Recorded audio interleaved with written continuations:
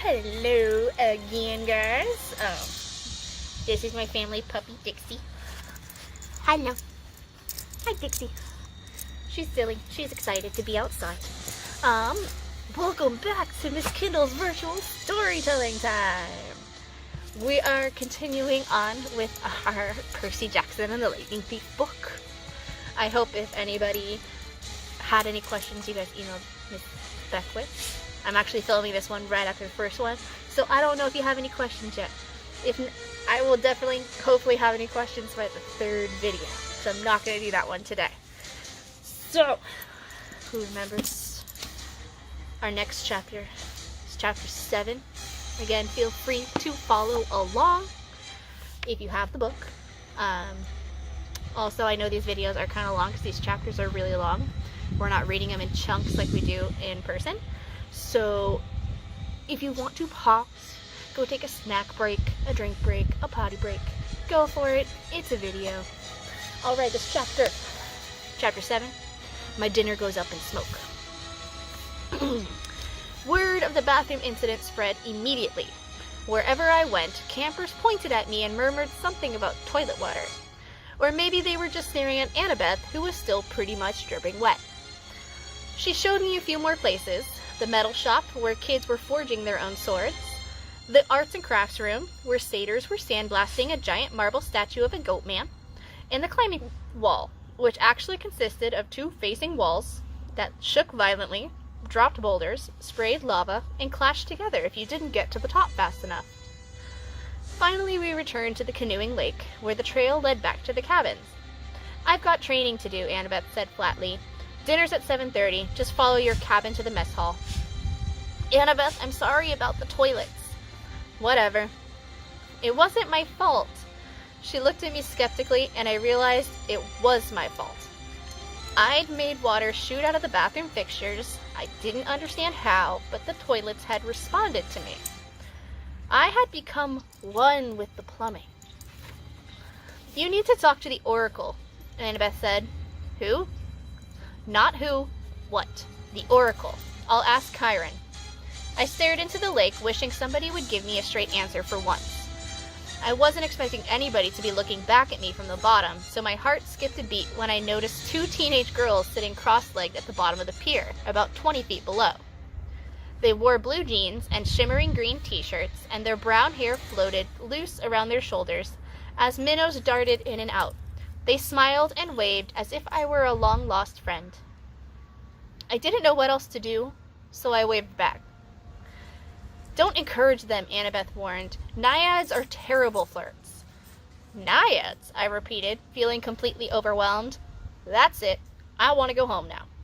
Annabeth frowned. "Don't you get it, Percy? You are home. This is the only safe place on Earth for kids like us." "You mean mentally disturbed kids?" "I mean not human. Not totally human, anyway. Half human." "Half human and half what?" "I think you know." I didn't want to admit it, but I was afraid that I did. I felt a tingling in my limbs, a sensation I sometimes felt when my mom talked about my dad. "God," I said. "Half God." Annabeth nodded.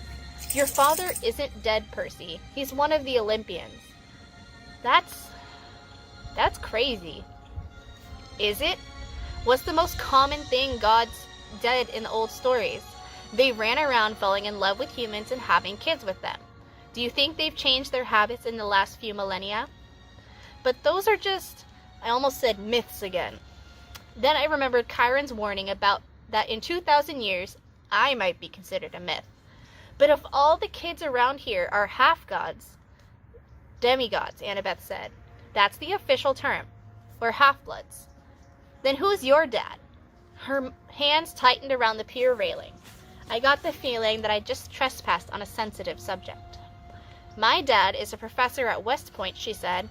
"I haven't seen him since I was very small. He teaches American history." "He's human." "What? You assumed it has to be a male god who finds a human female attractive? How sexist is that?" "Well, who's your mom then?" "Cabin 6. "Meaning?" Annabeth straightened. "Athena, goddess of wisdom and battle." Okay, I thought. Why not? And my dad? Undetermined, Annabeth said. Like I told you before, nobody knows. Except my mother. She knew. Maybe not, Percy. Gods don't always reveal their identities. My dad would have. He loved her. Annabeth gave me a cautious look. She didn't want to burst my bubble. Maybe you're right. Maybe he'll send a sign. That's the only way to know for sure. Your father has to send you a sign claiming you as his son. Sometimes it happens. You mean sometimes it doesn't? Annabeth ran her palm along the rail. The gods are busy. They have a lot of kids, and they don't always... Well, sometimes they don't care about us, Percy. They ignore us. I thought about some of the kids I'd seen in the Hermes cabin. Teenagers who looked sullen and depressed, as if they were waiting for a call that would never come. I'd known kids like that at Yancey Academy, shuffled off to boarding school by rich parents who didn't have the time to deal with them. But God should behave better. So I'm stuck here, I said. That's it. For the rest of my life, I'm stuck here. It depends, Annabeth said. Some campers only stay for the summer. If you're a child of Aphrodite or Demeter, you're probably not a real powerful force. The monsters might ignore you, so you can get by with a few months of summer training and live in the mortal world like the rest of the year. But for some of us, it's too dangerous to leave. We're year-rounders. In the mortal world, we attract monsters. They sense us. They come to challenge us. Most of the time, they'll ignore us until we're old enough to cause trouble. About 10 or 11 years old. But after that, most demigods either make their way here or they get killed off. A few manage to survive in the outside world and become famous. Believe me, if I told you the names, you'd know them. Some don't even realize they're demigods. But very, very few are like that. So monsters can't get in here? Annabeth shook her head. Not unless they're intentionally stalked in the woods or specially summoned by somebody on the inside. Why would anybody want to summon a monster? Practice fights? Practical jokes? Practical jokes? The point is, the borders are sealed to keep mortals and monsters out. From the outside, mortals look into the valley and see nothing unusual, just a strawberry farm. So, you're a year-rounder? Annabeth nodded. From the collar of her t-shirt, she pulled a leather necklace with 5 clay beads of different colors. It was just like Luke's, except Annabeth's also had a big gold ring strung on it, like a college ring. I've been here since I was 7, she said. Every August, on the last day of summer session, you get a bead for surviving another year. I've been here longer than most of the counselors, and they're all in college. Why did you come so young? She twisted the ring on her necklace. None of your business. Oh, I stood there for a minute in uncomfortable silence. So, I could just walk out of here right now if I wanted to? It would be suicide, but you could, with Mr. D's or Chiron's permission. But they wouldn't give permission until the end of the summer session, unless you were granted a quest. But that hardly ever happens. The last time... Her voice trailed off. I could tell from her tone that the last time hadn't gone well. Back in the sick room, I said. When you were feeding me that stuff? Ambrosia. Yeah. You asked me something about the summer solstice. Annabeth's shoulders tensed. So you do know something? Well, no. Back at my old school, I overheard Grover and Chiron talking about it. Grover mentioned the summer solstice. He said something like we didn't have much time, because of the deadline. What did that mean? She clenched her fists. I wish I knew. Chiron said in the satyrs, they know, but they won't tell me. Something is wrong in Olympus. Something pretty major. Last time I was there, everything seemed so normal. You've been to Olympus? Some of us year-rounders, Luke and Clarice and I and a few others, we took a field trip during winter solstice. That's when the gods have their big annual council. But how did you get there? The Long Island Railroad, of course. You get off at Penn Station, Empire State Building, special elevator to the 600th floor. She looked at me like she was sure I must know this already. You are a New Yorker, right? Oh, sure. As far as I knew, there were only 102 floors in the Empire State Building, but I decided not to point that out. Right after we visited, Annabeth continued, the weather got weird, as if the gods had started fighting. A couple of times since, I've overheard satyrs talking. The best I can figure out is that something important was stolen, and if it isn't returned by summer solstice, there's going to be trouble. When you came, I was hoping, Athena can get along with just about anybody, except for Ares. And of course she's got the rivalry with Poseidon. But aside from that, I thought we could work together. I thought you might know something. I shook my head. I wished I could help her, but I felt too hungry and tired and mentally overloaded to ask any more questions. I've got to get a quest, Annabeth muttered to herself. I'm not too young. If they would just tell me the problem. I could smell barbecue smoke coming from somewhere nearby. Annabeth must have heard my stomach growl. She told me to go on. She'd catch me later. I left her on the pier, tracing her finger across the rail as if drawing a battle plan. Back at cabin 11, everybody was talking and horsing around waiting for dinner. For the first time, I noticed that a lot of campers had similar features. Sharp noses, upturned eyebrows, mischievous smiles. They were the kind of kids that teachers would peg as troublemakers. Thankfully, nobody paid much attention to me, as I walked over to my spot on the floor and plopped down with my Minotaur horn. The counselor, Luke, came over. He had the Hermes family resemblance too. It was marred by that scar on his right cheek, but his smile was intact. Found you a sleeping bag, he said. And here, I stole you some toiletries from the camp store. I couldn't tell if he was kidding about the stealing part. I said, thanks. No prob, Luke sat next to me, pushed his back against the wall. Tough first day? I don't belong here, I said. I don't even believe in gods. Yeah, he said. That's how we all started. Once you start believing in them, it doesn't get any easier. The bitterness in his voice surprised me because Luke seemed like a pretty easygoing guy. He looked like he could handle just about anything. So your dad is Hermes, I asked. He pulled a switchblade out of his back pocket. For a second, I thought he was going to gut me, but he just scraped the mud off the sole of his sandals. Yeah, Hermes. The wing-footed messenger guy? That's him. Messengers, medicine, travelers, merchants, thieves, anybody who uses the roads. That's why you're here, enjoying Cabin 11's hospitality. Hermes isn't picky about who he sponsors. I figured Luke didn't mean to call me a nobody. He just had a lot on his mind. You ever meet your dad, I asked. Once. I waited, thinking that if he wanted to tell me, he'd tell me. Apparently he didn't. I wondered if the story had anything to do with how he got his scar. Luke looked up and managed to smile. Don't worry about it, Percy. The campers here, they're mostly good people after all. We're extended family, right? We take care of each other.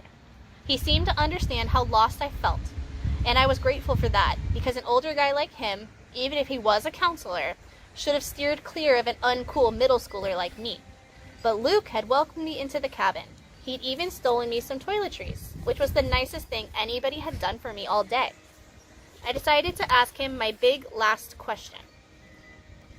The one that had been bothering me all afternoon. Clarice from Ares was joking about me being Big 3 material. Then Annabeth, twice, she said I might be the one. She said I should talk to the oracle. What was all that about? Luke folded his knife. I hate prophecies. What do you mean? His face twitched around the scar. Let's just say I messed things up for everybody else. The last 2 years, ever since my trip to the Garden of the Hesperides went sour, Chiron hasn't allowed any more quests. Annabeth's been dying to get out into the world. She pestered Chiron so much that he finally told her he already knew her fate. He'd had a prophecy from the oracle. He wouldn't tell her the whole thing, but he said Annabeth wasn't destined to go on a quest yet. She had to wait until somebody special came to the camp. Somebody special? Don't worry about it, kid, Luke said. Annabeth wants to think every new camper who comes through here is the omen she's been waiting for. Now come on, it's dinner time. The moment he said it, a horn blew in the distance. Wow, it got really windy all of a sudden.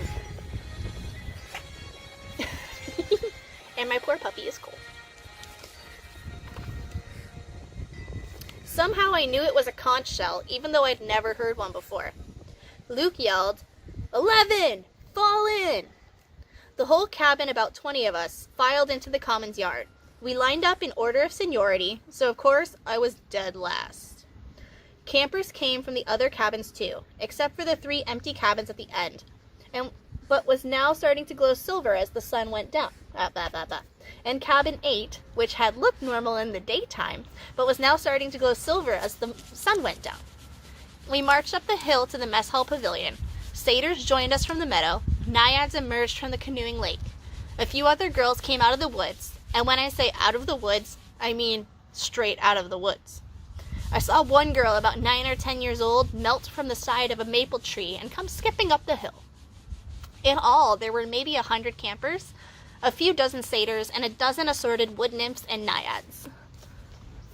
At the pavilion, torches blazed around the marble columns. A central fire burned in a bronze brazier in the size of a bathtub.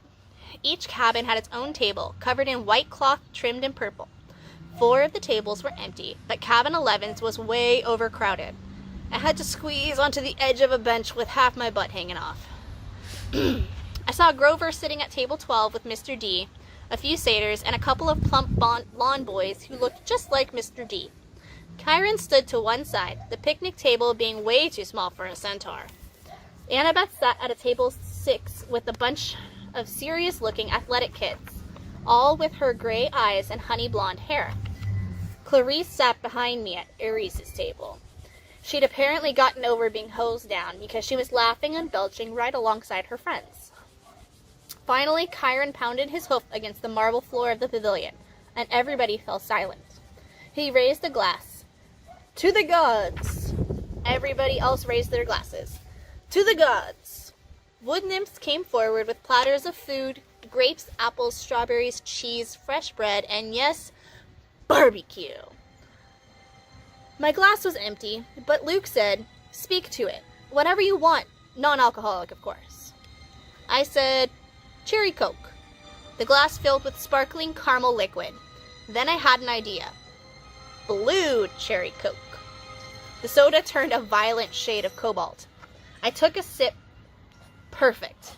I drank a toast to my mother. She's not gone, I told myself. Not permanently, anyway.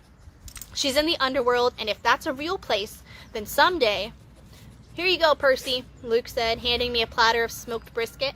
I loaded my plate and was about to take a big bite when I noticed everybody getting up, carrying their plates towards the fire in the center of the pavilion. I wondered if they were going for dessert or something. "Come on," Luke told me. As I got closer, I saw that everyone was taking a portion of their meal and dropping it into the fire.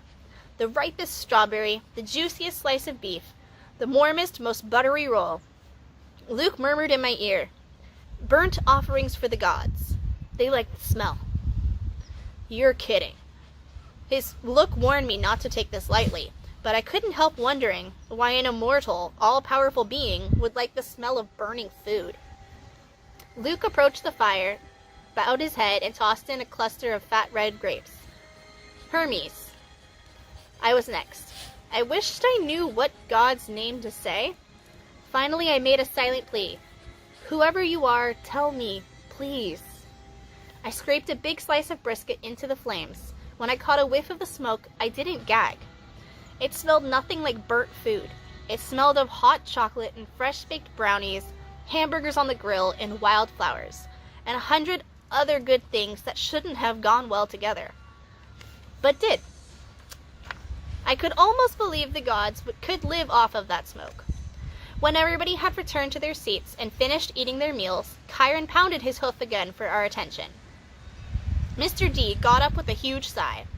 "Yes, I suppose I'd better say hello to all you brats." "Well, hello. Our activities director, Chiron, says the next capture the flag is Friday. Cabin 5 presently holds the laurels." A bunch of ugly cheering arose from the Ares table. "Personally," Mr. D continued, "I couldn't care less, but congratulations. Also, I should tell you that we have a new camper today, Peter Johnson." Chiron murmured something. Percy Jackson, Mr. D corrected. That's right, hurrah and all that. Now run along to your silly campfire. Go on. Everybody cheered. We were all headed down towards the amphitheater where Apollo's cabin led a sing-along. We sang camp songs about the gods and ate s'mores and joked around, and the funny thing was, I didn't feel that anyone was staring at me anymore. I felt that I was home. Later in the evening, when the sparks from the campfire were curling into a starry sky, the conch horn blew again, and we all filed back to our cabins. I didn't realize how exhausted I was until I collapsed on my borrowed sleeping bag. My fingers curled around the Minotaur's horn. I thought about my mom, but I had good thoughts. Her smile, the bedtime stories she would read to me when I was a kid, the way she would tell me not to let the bed bugs bite. When I closed my eyes, I fell asleep instantly. And that was my first day at Camp Half-Blood. I wish I'd known how briefly I would get to enjoy my new home. Alright, that was chapter 7. If you guys were wondering what the heck I'm doing right now, Puppy is cold and I've been keeping her toasty, giving her some friction. So the next chapter is chapter 8. It is called We Capture a Flag. I think they might play Capture the Flag. Just a hunch, a little idea of mine. I think that's what they're going to do.